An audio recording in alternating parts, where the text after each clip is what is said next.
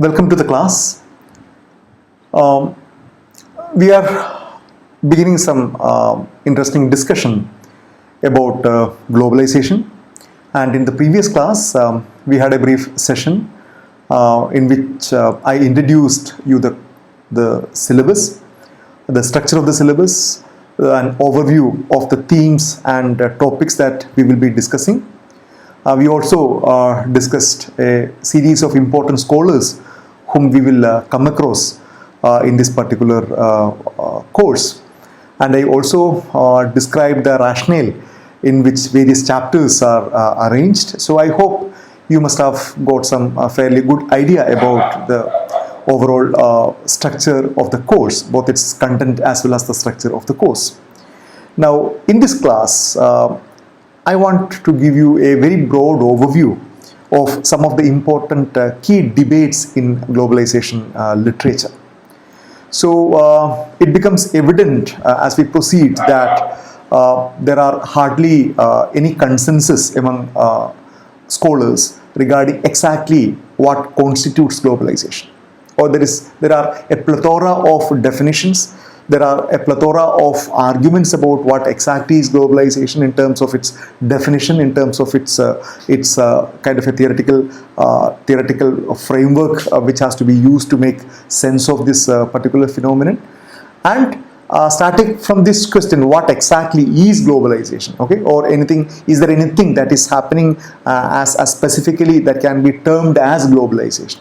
Starting from these debates to a series of debates, a host of issues are there in the globalization literature when you try to understand the kind of scholarly arguments and counter arguments about globalization. There are discussions about substantive themes. For example, I think I mentioned in the previous class, there are very interesting academic work or theorizations about globalization taking place in different themes or on different areas or on different substantive themes. For example, globalization and religion, globalization and economy, globalization and polity, globalization and democracy, globalization and inequality, globalization and health. So there are a host of areas. I don't think that there is any area in the contemporary society which you cannot understand without using the framework of globalization. Okay, so in this class, maybe this session as well as the next session, I want to make it as a continuous 2 sessions. We will be having some very broad overview of some of the key debates in terms of both substantive theoretical aspects as well as debates about various political positions, scholarly attitude towards certain things, the kind of different kind of positions that one need to adopt, a host of things. So one of the very first concerns of the scholars who engage in these debates is about the very definition of globalization. How do we define globalization? Okay, is there a universally accepted definition of globalization? And as you all know, that it is very difficult for social sciences to reach a definition of a particular phenomenon which is agreed upon by everybody. There are very, very different interpretations about certain things, and that this should not be seen as a weakness of social sciences. Rather, it needs to be seen as the complexity of the subject that we are talking about, because a particular phenomenon, for example, whether it is poverty or state or any any theme or any particular phenomenon that you name, there are multiple perspectives from which this particular phenomenon is being analyzed and tried to be made sense of, try to theorize, try to explain. So each of these attempts, each of these these different multiple perspectives would provide you with different definitions. So this is also extremely applicable in the case of globalization. There are a plethora of definitions. There are a host of definitions, and so we will just have some very brief overview of some of the important definitions. One of the important definitions is the whole question whether it is internationalization. Okay, things are becoming internationalization. So internationalization is major kind of definition that has been arrived at by many scholars. So they would argue that there is a larger processes where things that were kind of considered to be locally rooted are now kind of becoming international. So everything is going at the international level. And then there is another set of scholars who want to emphasize more on the economic aspect, looking into the kind of a liberalization. And this is a term that we will come back again and again, because we know that in India, we usually say that India began to experience the process of globalization after 1990s, or after 91, after Indian economy was opened up by the then Narasimha Rao government, where Manmohan Singh was the economic the finance minister.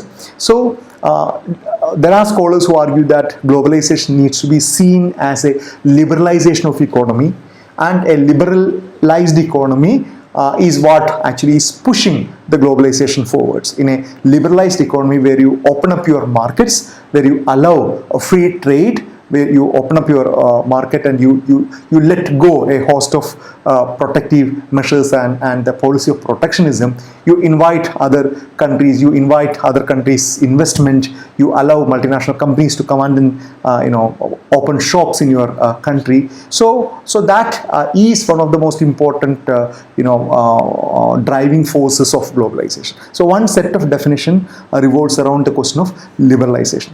Another set of definition revolves around the question of universalization, something very similar to internationalization. But when you talk about internationalization, it is more to do with the kind of a nation state, whereas here you are talking about the kind of things are becoming universal. Okay, we are all everywhere, people living in India or people living in USA or in Europe, we are all experiencing similar kind of things. We are all eating similar kind of things. We are experiencing, we are watching similar kind of media. So things are becoming more and more universal. Okay, every society is being uprooted from their local traditions and becoming more familiar with the kind of a universal ideas. And a more stringent or a more narrow definition about this universalization, because then the question comes, what does this universalization mean? Has it got any specific form? Has it got any particular character? Are there countries which dominate in this whole process of universalization? Whose values and ideas are being universalized? Okay, so that has led to a series of scholars to argue that what is being happening in the name of globalization is nothing but westernization, or more specifically Americanization. Okay, this is again not a very new debate, not a very new topic, because we know that the term westernization is a very important term in almost every erstwhile colonies. In Indian society, those who study Indian sociology would recollect that there are very interesting arguments about modernization and westernization of Indian society, because Indian society was under the rule of British colonialists. So there are arguments, for example, like people like M.N. Srinivas argues that Indian society underwent a very steady process of westernization. But here they would the scholars who subscribe to these arguments would emphatically argue that what is happening is Americanization rather than a more broader concept of West. They would say that America has been the most hegemonic power. They have been the most important and powerful nation. So the influence of America has reached everywhere in terms of the powerful media houses, the powerful technological companies, the multinational companies, their industries, their you name it, they are there in every field. So there are arguments that what we are seeing is nothing but Americanization. Now, more important, okay, a more theoretically informed definition of globalization is revolving around the whole question of respatialization, okay, which revolves around the question of space and time. Okay, respatialization, transformation in the spatial organization of social relations and transactions, in which time and space assume the central position. So this, I would say, is one of the very important, rather acceptable definition theoretical definition of globalization, which looks at the processes, okay, because they are talking about the transformations in the spatial organization of social relations. We know that sociology is the study of social relations. Sociology is the study of social relations. We try to understand how human beings interact and what are the conditions under which human beings interact and what are the kind of transformations taking place when people interact. Okay, how did people interact in, say, during feudal times? How did people interact, or how do people interact when they live as primitive tribal kind of a life? And how do people live and interact in a modern industrial society? Okay, so the focus of sociology has always been on the question of social interaction. Okay, now what this particular definition argues that there is a major transformation taking place, okay, with the aid of technological facilities and infrastructure. There is a major transformation is happening on social relations, especially with regard to its spatial organization, with respect to space. Okay, we will come back to this particular topic. We will have an extensive discussion on the kind of sociological theorization on respatialization. What are the arguments about the transformation of space and time in a modern society? Okay, there are very interesting arguments about time-space compression. There are interesting arguments about time-space distanciation. So we will come back to that. I'm just flagging these ideas. Then another set of key debates are between people who take very different positions. For example, the group of globalists. Globalists would argue that we are living in a global world. Okay, globalization has become complete. Okay, we are living in a globalized world. So they take it for granted that the process of globalization has been underway for the past 2 or 3 decades, and we are living in a completely global world. Okay, so their basic premises starts from that assumption that the globalization has become a reality, and whether you agree with it or you don't agree with it, that's a different question. But the world has moved, definitely into to the next stage, whereas the skeptics don't agree that. Again, a host of scholars, I'm not mentioning the scholars who come under either of these groups. There are scholars who argue that globalization is it's too premature to say that we are living in a globalized world. Okay, so there are scholars who argue that the world was interconnected. Even earlier, they talk about maritime trade. They talk about how, for example, Immanuel Wallerstein would say that there is nothing new about globalization because world was already an interconnected world. So within this globalists, you have both supporters and opponents of globalization.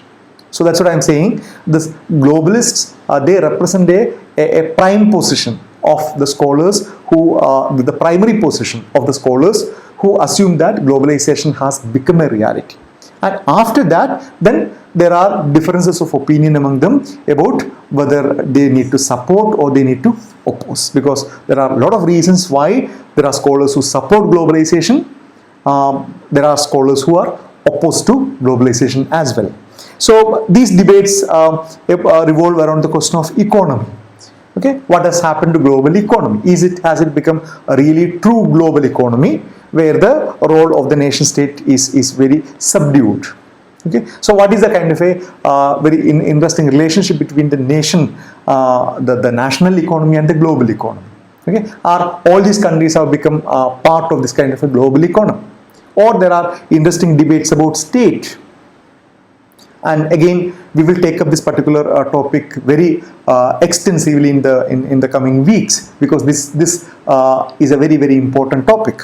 And the reach of globalization, as I mentioned, to what extent has it moved forward? Okay? Are there still countries and large areas, large sections of population who are not yet integrated into globalization? How do we make sense of that? So there are a series of very interesting debates about these two sections of people, about the very, very argument whether or to what extent globalization is a reality. Another very interesting question, as I just mentioned, does it Does globalization represent a completely new phase in human history? Can we say that globalization, which roughly started maybe by 1980s, 1990s, does it really represent such a turning point in human history? Is it something quite new, or is it a continuation of much large-scale changes that have happened over the past several centuries? Okay? Again, there is no consensus among scholars. There are scholars who argue that there is nothing new about it because you had extremely globally interconnected world even before that. You had global trade, you had global maritime trades, and there were interconnection between countries. But there were other scholars who would very emphatically argue that while those connections and relations and trade relations existed then, what is happening as a part of globalizations since this 1970s or 80s is something quite new. Okay, it is quite uncomparable with anything that the human race or human civilization has witnessed so far. So there are very important debates about that. Then there are very important debates about its origin. When did it exactly begin? Okay. Again, as I told you, scholars like Immanuel Wallerstein would say that there was a world system in operation during the colonial period. Okay, so what you are seeing is as a form of globalization is only an extension of that. Other scholars would say that the fall of Berlin Wall, the Second World War, and then you had these two major blocs, the Soviet bloc and the American bloc, and then the wall of Berlin Wall, which signified the decline of communism as a major political idea, and the triumph of capitalism. Socialism no longer, or communism is no longer an alternative to capitalism. So the triumph of capitalism is the one which actually pushes forward globalization. Then questions about the nature of globalization. Okay, is it cyclical or is it linear? And especially linear, something those who are familiar with Walt Rostow's argument, especially when he describes the whole idea of a modernization theory. He talks about germination and then takeoff. Certain societies, when they reach certain stage of their development, then they take off. Okay, so our entire imaginations about development is very closely connected with modernization theory. And I will come back to this theory later. I hope that those who have studied sociology or other social sciences are familiar with this term modernization theory, but in the coming classes I will spend some time trying to explain that. Okay, so but let me just mention it here that the idea of development, idea of globalization, idea of progress, all these things are extremely interconnected with the idea of modernization. Okay, and what is its connection with modernization theory, and then what is the future of globalization? Again, a series of fascinating discussions and debates. What is happening to globalization? What is the future of globalization? Will the globe will become a truly completely integrated global village, the kind of very important imagination that we always used to have? Will it become a global village? Will that kind of, what does it mean to be a complete integration at a global level? What does it mean? Okay, what does it mean to the nations? What does it mean to individuals? Okay, so but now let me tell you that there are very powerful indications, or there is a major sense of skepticism among the social scientists or thinkers that globalization is leading to some kind of a crisis. Okay, we may not go back to a pre-global world, but the kind of push towards globalization, the kind of momentum that globalization had before 2010, that has lost. And what we are seeing, some of the most recent developments are definitely towards a more bleaker picture, or which talks about a scenario where the globalization may not happen the way we really visualized. Then another set of important questions: what drives globalization? Okay, how do you explain what drives globalization? What are the main reasons behind this kind of a larger transformation? And this again speaks back to some of the very old and central debates within social sciences. For example, the debate between idealists or materialists, and this debate goes back to Hegel and Karl Marx. There are these idealists who argue that it is the ideas that really bring in social change. Human beings they think more rationally, and as a result of their thinking, they are able to change, a society as per their ideas. Whereas materialists do not agree that. Materialists would argue that it is the material conditions. Material conditions are the ones which actually bring in social change. And then individualist or structuralist. For example, this goes back to the idea of what is a possibility, what are the potentials of an individual thing, to what extent individuals have agency, or are these changes happening because of the structural factors, where individuals have no role, things are happening because of social structure, and human beings are only acting on the diktats of the larger social structure. And then there is an interesting intervention by Anthony Giddens, a very important British sociologist, who talks about structuration, where he brings in these possibilities of both the individual as well as the social structure. Again, I am not going into that. Then objectivists and subjectivists, again an age-old debate, a central debate in sociology. Whether can we understand globalization objectively? Okay, can we understand globalization from a distance? Can we have an objective scientific understanding about what is globalization? And the other group argues that such a claim is impossible, because you can understand globalization only through subjectivity. Your subjective position will become important. And of course, the whole most important question: what is the kind of a political position that you want to adopt? You want to welcome globalization, or are you against globalization? And if you are against, or if you are for globalization, what are the areas that in which you are either against or for globalization? Okay, so these are some of the important debates. Then another very important themes of discussion is whether is it continuity or change? Okay, is it what we are seeing in a globalized world? Is it the continuation of the pre-existing institutions and arrangements, or have they assumed completely different character? Okay, is it altogether? Is there an ontological change that has happened in terms of society, in terms of social institutions, in terms of society? Or is it a kind of peripheral changes which force us to think that some substantive change must have happened? So there are a series of themes into that, and let us explore them one by one. For example, production.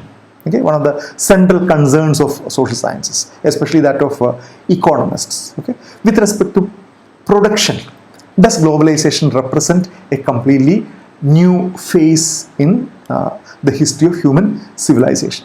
And this particular question, this assumes more significance in the larger debates. Say, for example, in Marxian debate, Karl Marx identified at least some 3 or 4 major modes of production. Okay, starting from primitive communism to that of slavery, to that of feudalism, to that of capitalism, and he predicted, of course, it will lead to socialism and communism, but we know that that prediction did not come true. But can we say that this particular globalization is bringing in yet another fundamentally new form of production? Okay? Our basic economic production, is it undergoing fundamental new transformations? Okay, the new mode of production, or is it only a continuation? Is it a third wave of knowledge society? Okay, for example, there are scholars like Manuel Castells, who talks about the age of informationalism, or he talks about network society. Okay, so Castells really represents a group of scholars who very strongly argue that the globalization really represents something new. There was a rupture, there was a break from the capitalist modern society, and we have reached a completely new type of society. Okay, there are scholars who do not agree with that. there are scholars who argue that there are still prevailing centrality of industrial production and capitalism. Okay, so while the scholars who talk about a new third wave of knowledge society, they talk about late capitalism, they talk about neoliberal era. But these scholars would argue that the industrial production, okay, the more conventional industrial production of the modern times is still important. Okay, it is still important. It is still the mainstay of world economy. And capitalism, of course, you can say that the capitalism has become more advanced. We are talking about late capitalism or advanced capitalism, but it is still capitalism. Or is it kind of a change within continuity? Or is it kind of a deeper restructuring taking place in the economy? So these debates are, some of the central debates about the whole question of production. Then another set of questions, again central debates regarding governance. Okay, what is happening to governance at a global level? How is that governance undergoing drastic transformations during the time of globalization? Okay, what is happening to nation state? This is again a very, very fascinating question, which we will take up in detail in the coming classes. What is happening to nation states? So we know that nation states is a very modern phenomenon. You know about this Westphalian Treaty. You know about how the colonialism came to an end by Second World War, and then nation states became a more important kind of a reality. Now there were arguments that globalization will seriously affect the nature of nature of nation state. It will significantly weaken the nation states, and nation states will gradually lose their significance. Now there are the opposite group who very strongly criticize that, who argue that it will not happen. So similarly, there are debates about shifting notions of sovereignty and internal governance, because we always associate nation states with that of sovereignty. We think one of the very fundamental definitions of nation states is that nation state has a sovereign authority over its territory. Okay. Now the scholars would argue that globalization has fundamentally undermined the nature of this territory, or it has fundamentally undermined the concept of a boundary. Okay, your geographical boundary is no longer significant. The boundary has been breached significantly. Okay, or boundary has been made redundant significantly. So that has really impacted on the whole notion of sovereignty and internal governance. What is happening to internal governance, and a host of questions about democracy and other issues. Another important, very, very important area of contestation is about identity. Okay, what is happening to identity? And this is again a very important debate, especially after 1980s. There is a proliferation of identities. We are all talking about identity politics. We are all talking about how identities have assumed a kind of significance that has never been the case in human history. So there are arguments about something that similar to what I mentioned earlier. Is it leading to a kind of a cultural synchronization? Is there a kind of a homogenization of culture taking place? Are all the cultures are losing its significance and the differences, and are they becoming look like something similar? Okay, is there a kind of a synchronization taking place? Is there a diffusion of Americana, the Pan-Americana?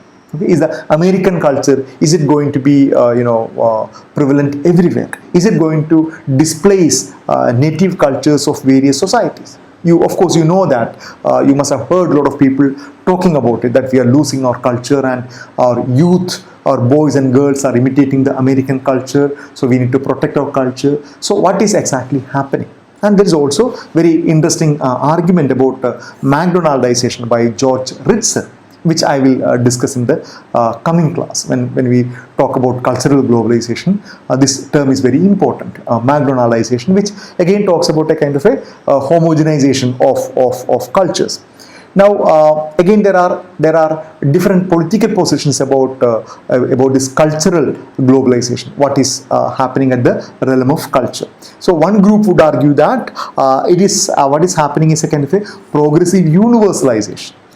Okay, because you are increasingly talking the language of human rights, you are increasingly talking the language of democracy and liberalism. So essentially what is happening is the dissemination of global human larger universal humanist values, whereas the other group argues that no, what is happening is nothing but oppressive imperialism. Okay, in the name of democracy, in the name of human rights, a particular kind of political agenda is being imposed on all countries by completely destroying their own innate and nature and their traditional cultures.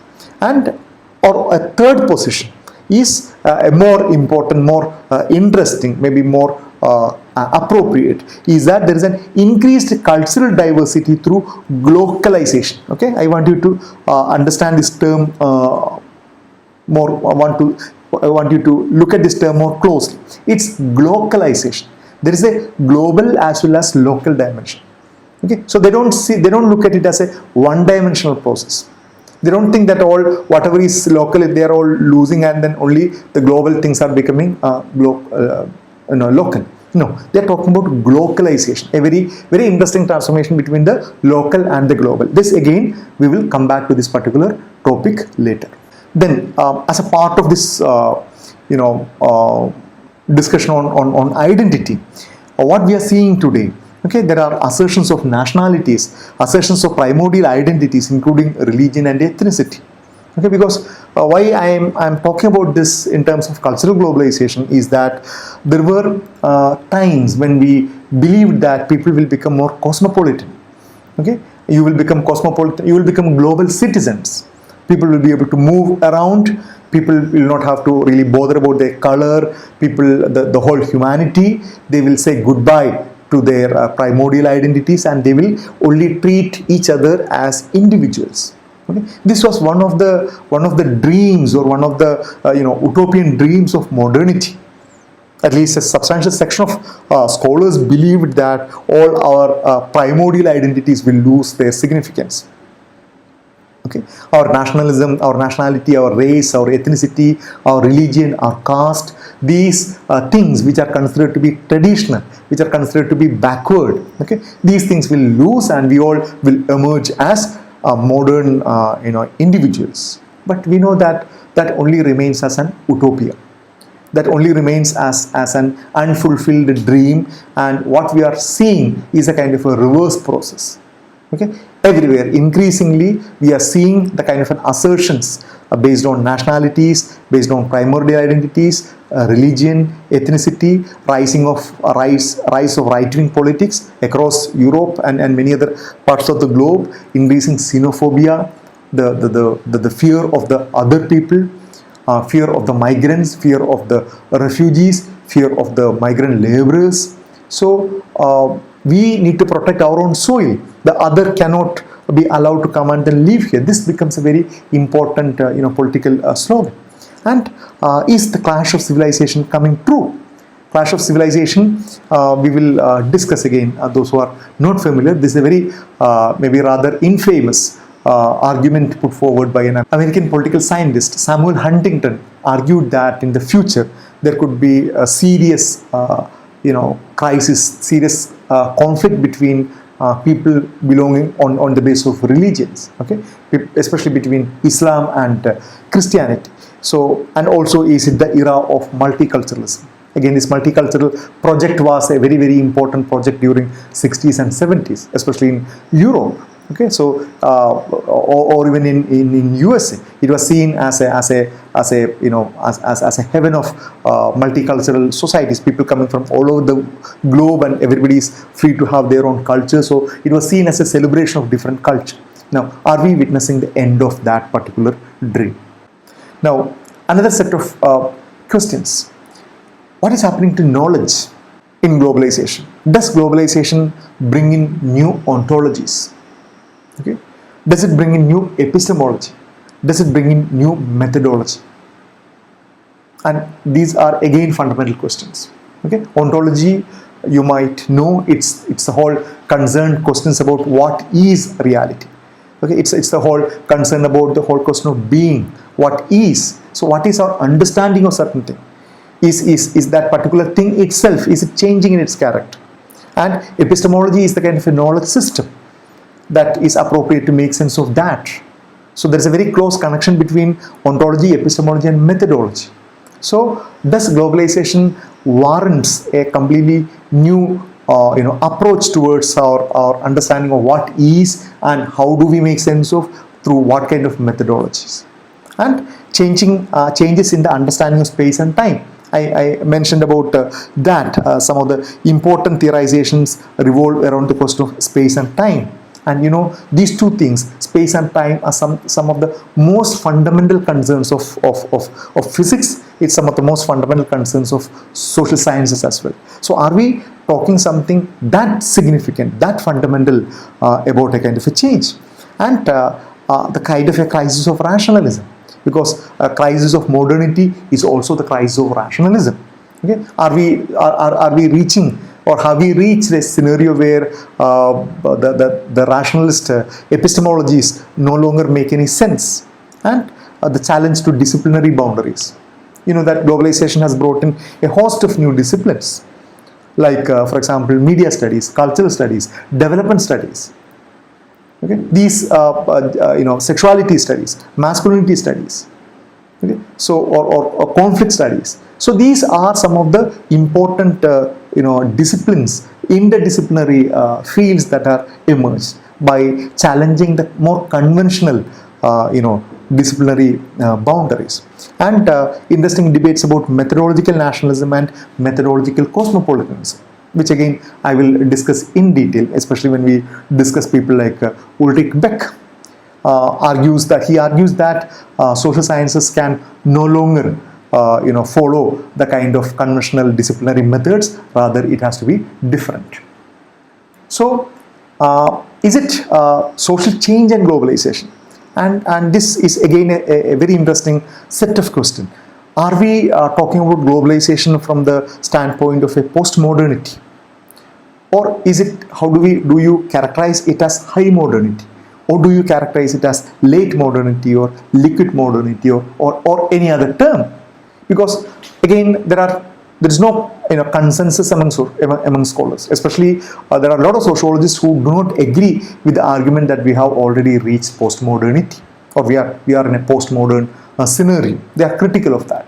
They agree that we are at a more radical form of modernity, but they are not ready to agree that we have to say goodbye to the project of modernity. And that's why this very important quote, that is, hyper-capitalism is still capitalist. Polycentric governance is still bureaucratic. Multiple identities are still formed by othering. Reflexive rationalism is still rationalist. So all the first part of this sentences, they all represent the globalized postmodern kind of positions. For example, hyper-capitalism. They would say that the capitalism is changed and what we are seeing is hyper-capitalism, but it is still capitalist. And polycentric governance, where the nation state loses its significance and all this kind of radically different and radically new form of governance, but that is still bureaucratic. And bureaucracy is specifically modern. Okay, those who know scholars like Max Weber know that why that Max Weber spent so much of time analyzing bureaucracy, because for Max Weber, bureaucracy really represented the everything that is characteristic of modernity and rationality.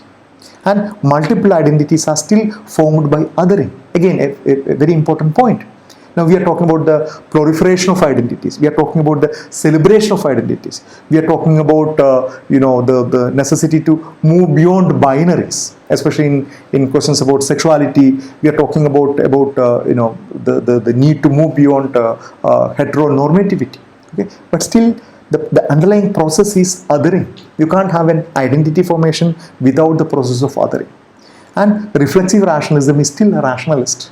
Okay, so there are this particular quotation, I specifically like it because it reminds you that some of the fundamental processes of what is happening even in the most contemporary period is still something that can be captured within the framework of modernity. Okay, so I am just closing the class now. We are ending here, but we will continue with this discussion for one more session. Okay, so see you then. Thank you.